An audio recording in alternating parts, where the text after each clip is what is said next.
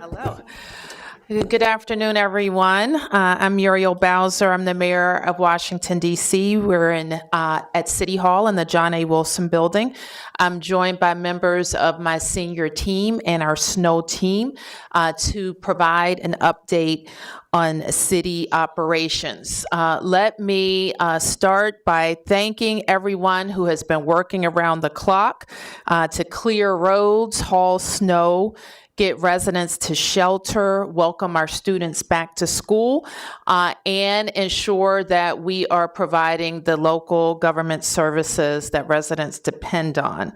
I know everyone has seen that we have added lots of contractors and equipment to our response to help pick up and haul snow and ice off of DC streets. We have used one collection point at this point, RFK. We're using UMC, and we will have a Northwest location finalized this weekend. We're happy to report, optimistic. I say that in muted tones because we're following the forecast very carefully. But at this point, right now, today, it looks like the storm that is brewing has a very low probability of hitting us. But again, we continue to watch the weather and the forecast. It also looks like temperatures will improve on Monday and Tuesday, so we will begin to see temperatures slightly above freezing. So the sunlight combined with above freezing temperatures will help us knock out any trouble spots that we still have early next week. I want to provide an update on trash collection. Our teams, as I think I mentioned the last time we were together, we had a focus on our city cans. Those are the street litter cans that you see mostly in high pedestrian areas. Those cans are usually emptied once per 24 hours. We are now emptying them in twice in a 24-hour period. Our teams made incredible progress overnight in clearing cans that were filled with trash, and they will continue to work on those twice daily pickups throughout the weekend. Moreover, for residential trash, we are beginning our residential trash collection this weekend. And so I'm going to tell you our plan for Saturday and Sunday. Sunday evening, we think we will have enough information to be able to talk about the rest of the week. So, if your household normally gets a front side collection, there are some people get their trash picked up from the front of the house. Some people get their trash picked up from the back. I'm talking about front side collection right now. If your household normally gets front side collection, we will begin to pick up your trash tomorrow. That includes trash and recycling. And until we are caught up with trash, we will be commingling trash and recycling. So bring out your trash and recycling if you get picked up in the front on Monday. Beginning tomorrow, we will start to pick up your trash. So please do that and have it out by 6 a.m. And for the, as I mentioned, if your household normally gets Tuesday front side collection, have it out by 6 a.m. on Sunday. So in short, this weekend, we want to do the front side collections for Monday and Tuesday. So starting today, we are also bringing on some additional equipment that will allow our sanitation workers to get to trash in alleys. These pathways will allow our collection teams to walk into alleys, and we will prioritize, starting this weekend, clearing pathways for the alley side collection for Monday and Tuesday collections. So the goal is that by Monday, we can resume regular collections for alleys and front side. And I say that with a big caveat because we're going to see the progress we make this weekend and be able to provide informed with that information, provide an update on Sunday. So the final update is that as we get additional personnel, and some National Guard personnel have been approved to work with us, and we will be giving them some assignments related to clearing pathways for pedestrians to get to and from buses. So I want to thank the Guardsmen and women who will be working on this assignment. So we are also urging our residents to take advantage of the sunlight and the increased temperatures next week to clear their sidewalks and walkways. And if you don't have that equipment, I urge you to really work together in your neighborhood to borrow from a neighbor, to hire a neighborhood kid and get those sidewalks cleared. We will be beginning our sidewalk, I call it education, next week. That's another way of saying sidewalk requirements will be enforced beginning on Monday. We will have to announce a little bit later some pickup points. We're going to try to have a western, central, and eastern location for neighbors to go and pick up some salt that DPW will also make available that can help you in that process. We are also just very happy with our partners that have helped, including our DC bids, including all of our hospitality partners, and all of our education partners and transportation partners. So with that, I'm going to call on the following directors to provide a report on their areas, and then we'll be able to take a few questions. So first, you'll hear from DPW, Director Crispino. Then you'll hear from DGS, Director Hunter. You'll hear from DDOT, Director Kirschbaum, and from DEMPED, Deputy Mayor Albert. Crispino, there you go. Thank you, Mayor. We continue to have operations running across the district to address the snow that we received over the past weekend. At this point, we have really started to focus on making sure that we're getting those areas that are still remaining a bit problematic in terms of residents being able to traverse the roadways. We are highly focused on the roads that either didn't receive a pass or may have gotten a pass early on in the storm and still really remain in rough shape. We are taking the input that we're getting from 311 residents, ANCs, council members, and the like, and we're incorporating it into our process of applying machinery and personnel to those areas to get residents the relief that they've been asking for. And I'm pleased to report that while it's not perfect, we are making good progress. The roads are becoming more navigable, and every day the number of streets that we need to get to is going down. I'm not saying that we are stopping the process. DPW will continue to work on the roadways with the support of the mayor and the sister agencies behind me. We do have multiple crews out picking up snow from some of the areas of the district to take to holding areas, as the mayor has indicated, so that the roadways are opened up, pedestrians can get through the city core, businesses are open, and we can start to resume normal operations. In that regard, as the mayor has indicated, we are going to commence an operation that we haven't tried before, and we are going to open up the alleyways so that our employees can access and start to pull the cans to the trucks in order to get collections back on a normal schedule. But in the meantime, please just have patience. This is going to be a labor-intensive process, even with the heavy machinery. You may hear noise at night. It's okay. It's our machines and personnel doing the work, but that's to get your routes back to a normal schedule. In the meantime, we will be picking up the trash from the front sides, and we will have an update for you on Sunday, as indicated. In terms of public litter cans, the crews are doing an amazing job. We're on the second shift already, and at this point, we're getting feedback that there is a noticeable difference in the amount of trash that had been deposited around the public litter cans. And we will continue to run the double shift pickup until we start to get a handle on the residential trash pickup.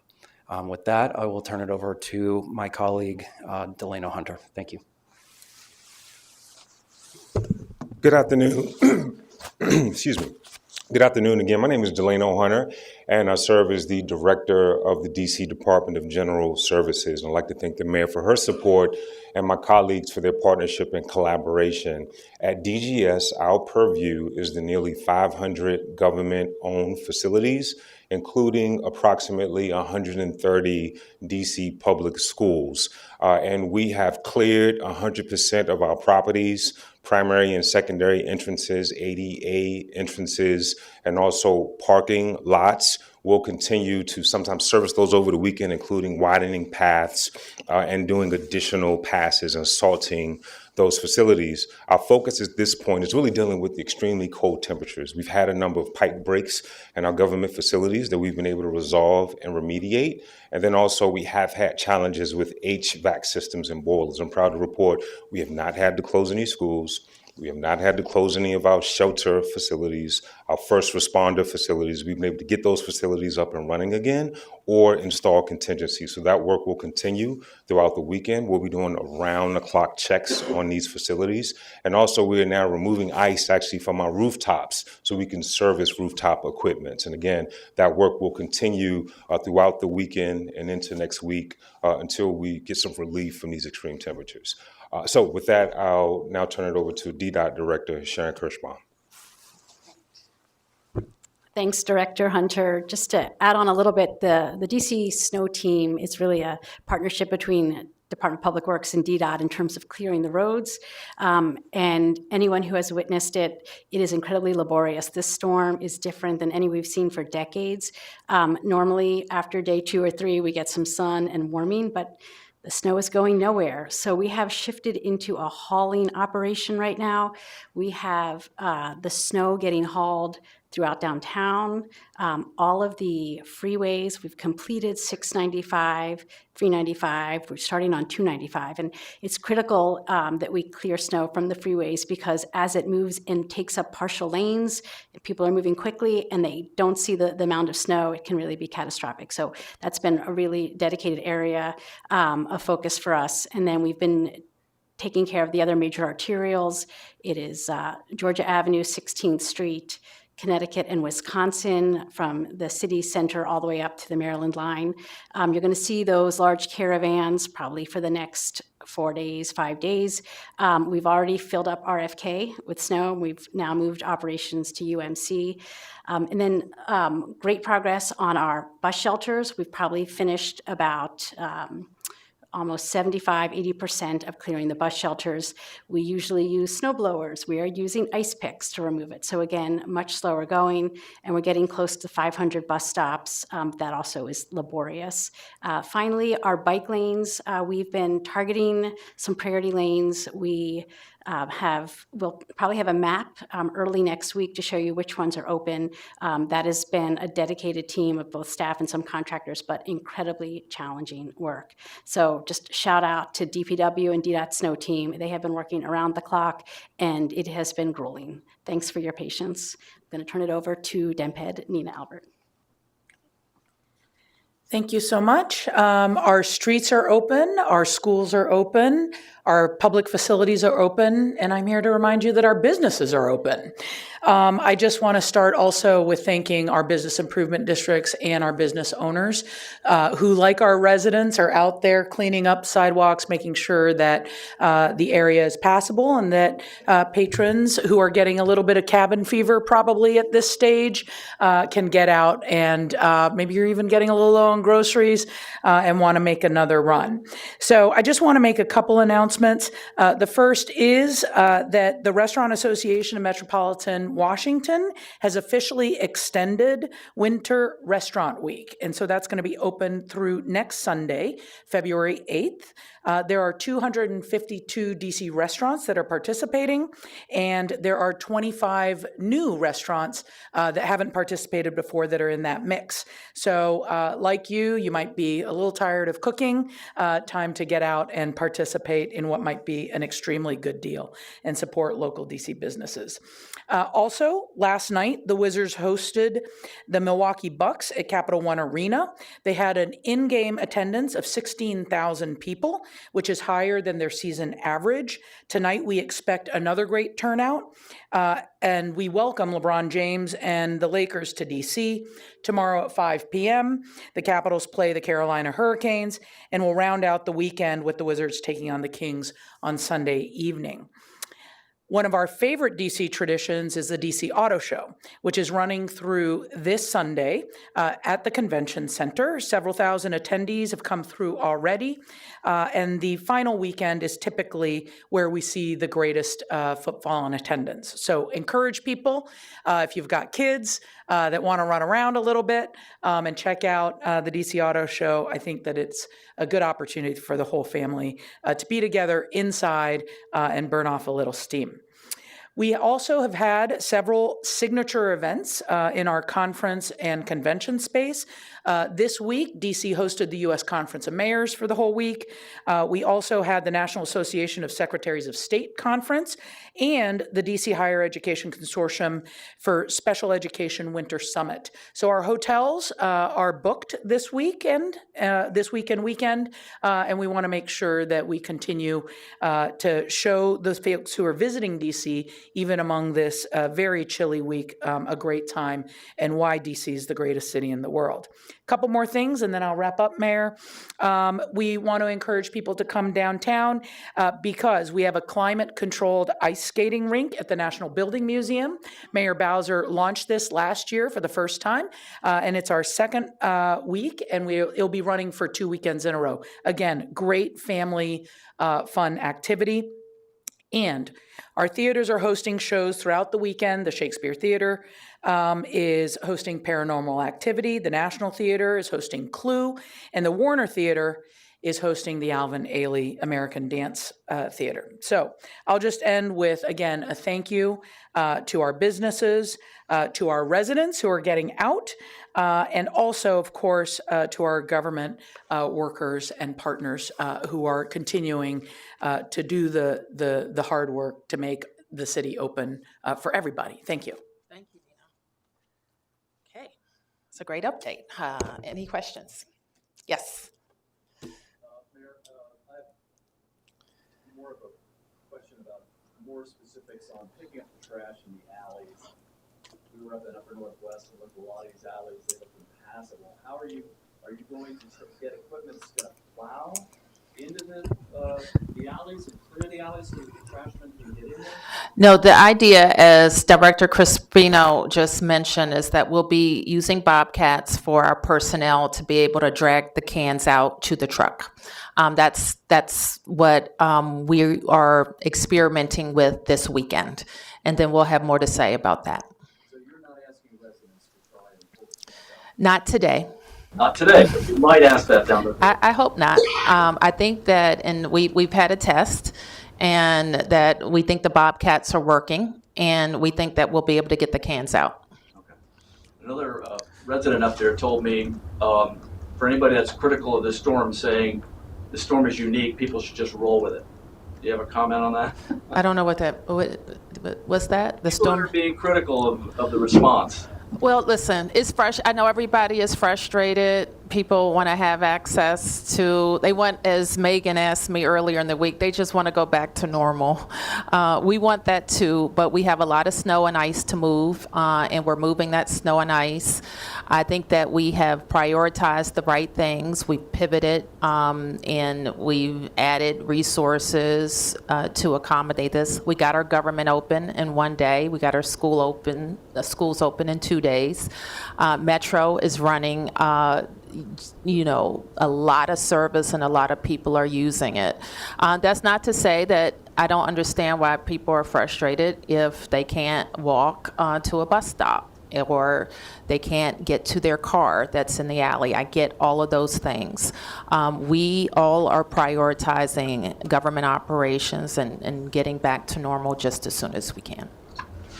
Yes. I just wanted to ask another question about the school issues with the HVAC system. Sure. Sounds like you guys are working on that, but can you offer any more detail about how students have been impacted at those schools? Like, have any students not been able to come or had to be accommodated in other ways? What has been the... Well, we haven't. I think I'll ask Delano to come up and tell you, if you want, about each instance. But we haven't had to close any schools. In some cases, we brought in temporary heaters.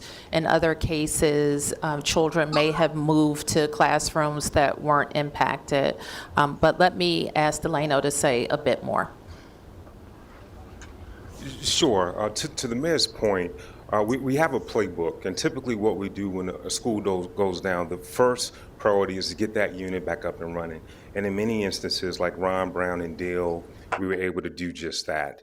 Then in some instances where there may need to be extensive repairs, we focus on contingencies. Contingencies mostly include like hanging heaters that are sort of industrial strength. So we'll do a heavy up to ensure that the electrical system can handle that load, and we'll install those contingencies. Then in some instances, what they'll do is they will have to shift to different classrooms within said building. So again, I know it's an inconvenience for teachers and students, but again, just want to let folks know we're working around the clock. The focus over the weekend, again, will be clearing ice from rooftops, around the clock checks, and we have a team that's working nearly 24 hours to ensure that schools can meet those expectations. Again, at 130 schools, we may have had issues at 4 or 5. That means that 120 plus are working in a good working order. Thank you. Two questions. First, I know that you guys mentioned, obviously, you're not going to plow the alleyways to get the trash, but for people that maybe they have their cars back there, they can't get out of the alleys because they're not plowed. 311 says it's not the city responsibility. The landlords are saying it's not theirs. Like, where do you direct them to go to get that taken care of or help? And can you talk about the volume of calls coming into 311 right now? Does anybody have that? 311 calls? I don't know. I may have to get back to you on that. And then I'm not quite sure what your question is. We don't dig out cars. Let me just be clear. The city does not dig out cars. Yeah, so the back alleys, I know obviously you said you're not going to dig them out to get trash, but if they're covered and people have cars back there, like, where is that? We're going to get the trash. We are. Yep. Mayor, you've been through several of these type of storms, and you stated... I've never been through this type of storm. That's what I was going to say, but you said this is unusual in that it's been so cold, and we haven't had any melting, haven't had any real decay of the snow. What letter grade would you give you and your team based on the job they've done over the last 4 or 5 days, including also being ready for this? Well, I think I'll let all of you give out the grades, and I know you're harsh graders. I will tell you the things that we measure ourselves by: keeping people safe and getting open.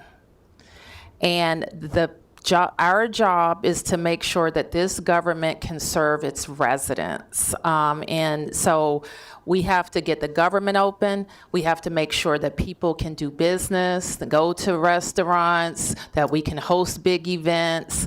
So we can run our mass transit system. And so we've been able to do those things. And I think, we're the heart of the region, so I think people expect that we'll be doing them first, and I think we are. And so on those two measures, I think that my team is dealing with the context of this storm and knocking it out, really knocking out our plan each day. And sometimes that plan changes, and we have to change with it. This is what's different when I say I haven't seen a storm like this, and I'll have to go through somebody will remind me that there was a storm, but I haven't seen 10 hours of ice rain. Is that how long it was? It was like just raining ice.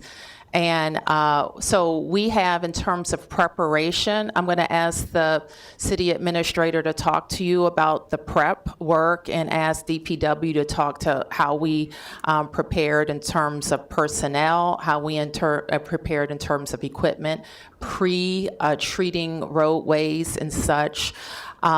Getting additional equipment. The reason why we've been able to add additional equipment quickly is because we pre-positioned some of that. So I think our preparation was good. We'll always look for ways to do things faster and better. But Kevin, you want to talk a little bit more about prep?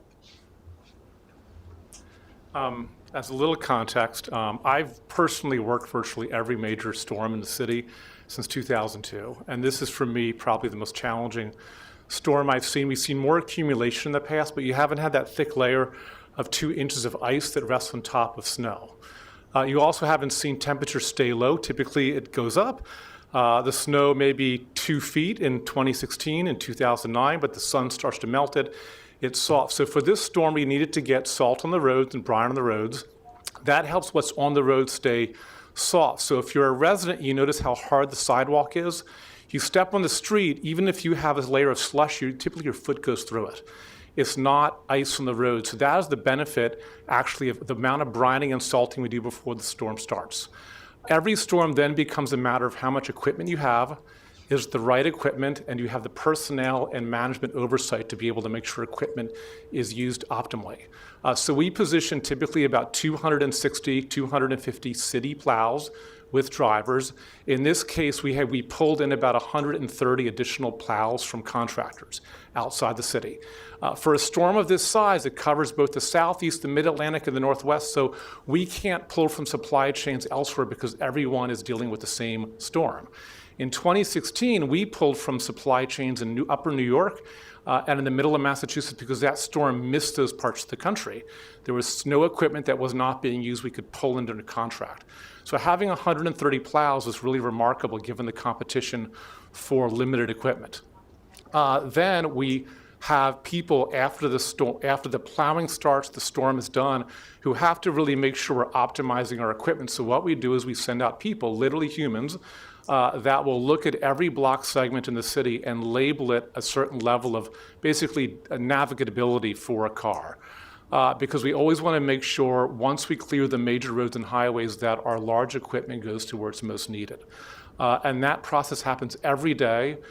We have midnight and noon turnovers of shifts, so that information about what roads and block faces needed the most are given to plow drivers so that it attacks the most high need blocks. And then for really large storm events, you go from moving snow to having to remove it and haul it. That's happened very rarely, so typically even if we have more snow than this, the sun starts to melt it, but when you have ice, it doesn't melt. So you see in the downtown core going up the major roads, you see big construction equipment dumping snow into dump trucks. Typically that does not happen in DC. So it becomes a snow moving operation. And then finally, when snow starts to move, you move into trash operation. The reason why the mayor said we are doing something we've never done before, because even in prior storms where we had more accumulation, we are now 5 days after the storm. All of you have been in alleys, you mentioned it. It's still almost like glittering white with ice. It hasn't melted, it hasn't softened. So we have to go with bobcats. Something we didn't even have to do for our 2-foot accumulation storms that I was part of in the past. And basically create a pathway wide enough for people and our super bins to be pulled out. So in 2016 and 2009 and earlier storms, we might have 24 inches, but we never had to plow alleys because it was soft snow, the sun came out. That's what makes this really unique and more of an ice storm as much as a snowstorm. So that's some of the cadence and the rhythm of what we've been doing and why we've had to try things we've never done before, including this weekend, trying to forge paths through alleys to be able to pull trash out so we can serve residents for what is going to be on their mind next week, which is the city removing the trash from the back of their house. So that's a little perspective around preparation and the work we did. Thank you. I just wanted to ask about some of the more vulnerable residents in the city. I think those who are disabled, or elderly may have a lot harder of a time getting around these sidewalks and streets. And I just wonder if, like, how you guys have tried to respond to those types of concerns, if they have been brought to the city, any special accommodations for those folks. And especially like around, yeah, it does seem like there's been some work done on the corners, but those just are very treacherous. And so I wonder if there was anything that Well, as we are able to have personnel help with crosswalks, obviously we will try to get to the most used. Yes. Curious about the storm budget responding to something like this, like a crazy storm where you're having to actually move the snow and ice. Is there enough allocated to that budget, or is it just kind of a crazy storm? Well, we regard this as an emergency, and we have contingency funds that allow us to respond. Yeah. Mayor, just clarifying on the sidewalk clearing. Are you saying on Monday you're going to start enforcing that, meaning tickets will be given out if people don't clear their sidewalks? I think we are going to start with education, then enforcement. So education tickets come when? Soon thereafter. Can you be a little more specific? No, I can't, because I have to see like how long all this takes. This is what I envision: reminding people that it's their responsibility, giving them, we'll have the weather conditions will slightly improve. We are making salt available for those who don't have it this weekend. And we're taking some of our personnel who do the education and enforcement, who have been on snow, and they'll get back to their normal jobs of education and enforcement. Oh, okay. Yep. Sure.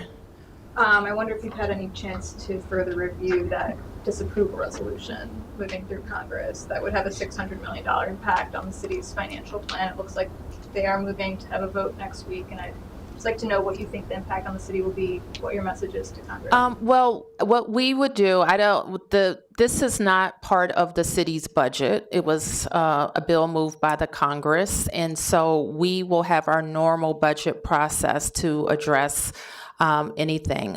We don't think the Congress should be interfering in what the council passed. And then also, what do you think about President Trump's idea to have the Indy car race on DC streets? We love it. We absolutely love it. We were briefed by the organizer a few weeks back. We understand that it requires some congressional action because of the route. But we've had some demonstration projects for racing. I think F1 has been to a number of, when was that, where they had that big demonstration on Constitution Avenue? We thought it was going to be a few hundred people, and it was like thousands of people showed up. So there are a lot of race fans in the F1 in particular, and we'll see about what's going to happen with NASCAR. But I think it could attract a lot of visitors to the district, which we think is a good thing.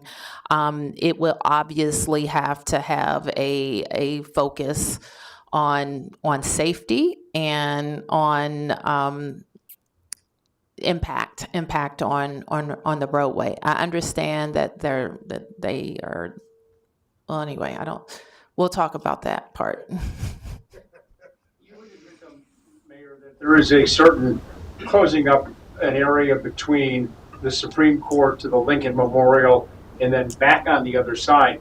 There's a bit of a disruption that goes along with this. I would. And we have parades that, disrupt. We have inaugurations that disrupt, but it's for a few days, and it wouldn't be a long period of time. And getting the setup, the race, and the close down, we would obviously work with the organizers to limit the amount of disruption. I encourage them not to have to go to the Congress, but I think that's how they were able to make the route work. So it's worth it in terms of the hotel rooms and the extra tax revenue, all the associated things that come in with a big event.